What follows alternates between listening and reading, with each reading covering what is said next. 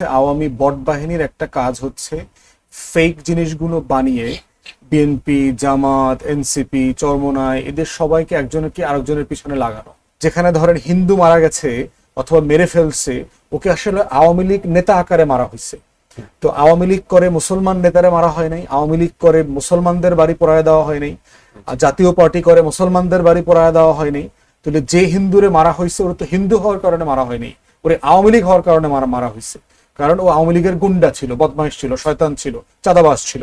কিন্তু সারা পৃথিবীতে এই আওয়ামী গুন্ডাদেরকে ধর্মীয়ভাবে হিন্দু আকারে দেখানো হয়েছে, দেখিয়ে বাংলাদেশের সাম্প্রদায়িকতা, জঙ্গি, এটা সেটা বেড়ে গেছে, এগুলো করা হয়েছে।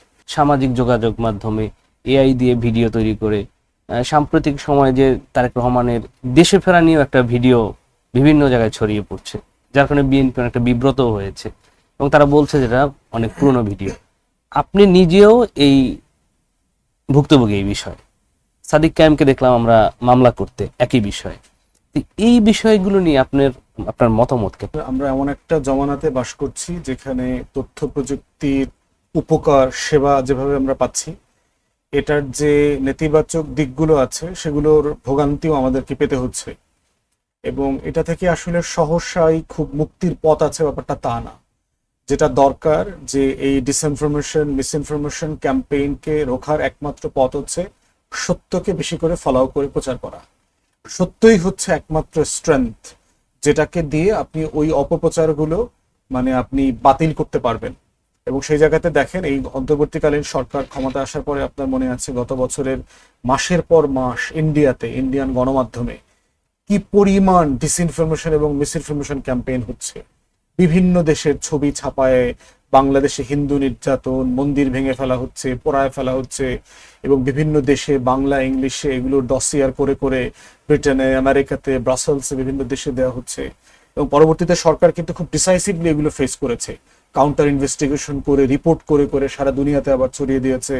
হিন্দু বৌদ্ধ খ্রিস্টান ঐক্য পরিষদের মতো একটা ভেরি আওয়ামী সাম্প্রদায়িক একটা ফ্যাসিস্ট অর্গানাইজেশন, তারা পর্যন্ত দেশের বিরুদ্ধে দিনরাত এই ক্যাম্পেইনটা করেছে। এবং যেখানে ধরেন হিন্দু মারা গেছে অথবা মেরে ফেলছে, ওকে আসলে আওয়ামী লীগ নেতা আকারে মারা হয়েছে। তো আওয়ামী লীগ করে মুসলমান নেতারে মারা হয় নাই, আওয়ামী লীগ করে মুসলমানদের বাড়ি পোড়ায় দেওয়া হয় নাই, আর জাতীয় পার্টি করে মুসলমানদের বাড়ি পোড়ায় দেওয়া হয় নাই। তাহলে যে হিন্দুরে মারা হয়েছে ওরা তো হিন্দু হওয়ার কারণে মারা হয়নি, ওরে আওয়ামী লীগ হওয়ার কারণে মারা হয়েছে। কারণ ও আওয়ামী লীগের গুন্ডা ছিল, বদমাইশ ছিল, শয়তান ছিল, চাঁদাবাজ ছিল। কিন্তু সারা পৃথিবীতে এই আওয়ামী গুন্ডাদেরকে ধর্মীয়ভাবে হিন্দু আকারে দেখানো হয়েছে, দেখিয়ে বাংলাদেশের সাম্প্রদায়িকতা, জঙ্গি, এটা সেটা বেড়ে গেছে, এগুলো করা হয়েছে। তো এই যে এআই দিয়ে অথবা অপপ্রচার করে ভুয়া ফেক আপনার ছবি কার্ড বানিয়ে ছাপানো, এটাকে কোনো গোল্ডেন সলিউশন নাই। এটার জন্য সমাজকে সচেতন করতে হবে, তরুণদেরকে সচেতন করতে হবে, নৈতিকতা, মূল্যবোধ বাড়াতে হবে, এবং আইনি কাঠামোতে যতটুকু এগুলোকে অ্যাড্রেস করার সুযোগ আছে এটা একদম কমপ্লিটলি বন্ধ আপনি কখনো করতে পারবেন না। কারণ হচ্ছে আওয়ামী বট বাহিনীর একটা কাজ হচ্ছে ফেক জিনিসগুলো বানিয়ে বিএনপি, জামাত, এনসিপি, চরমোনাই এদের সবাইকে একজনের কি আরেকজনের পিছনে লাগানো। এই আওয়ামী বট বাহিনী দেখেন আপনার বিএনপি তারেক রহমানের বিরুদ্ধে পোস্ট দিবে, স্লোগান বানাবে, এমন ভাবে বানাবে মনে হচ্ছে এগুলো এনসিপি বানাইছে, জামাত বানাইছে। আবার জামাতের নেতাদেরকে নিয়ে এগুলো করবে, ট্রল করবে, মনে হবে বিএনপি বানাইছে। বানায় যেটা হচ্ছে গণ অভ্যুত্থানের পক্ষের জাতীয়তাবাদী শক্তিগুলো আছে তাদেরকে একজনকে আরেকজনের মুখোমুখি করে দেবে। এবং এইটা একটা গোল্ডেন তাদের রুল আর কি এই কাজগুলো করবার। এই জন্য হচ্ছে দলগুলোর ভিতরে আভ্যন্তরীণ সম্পর্ক থাকাটা জরুরি।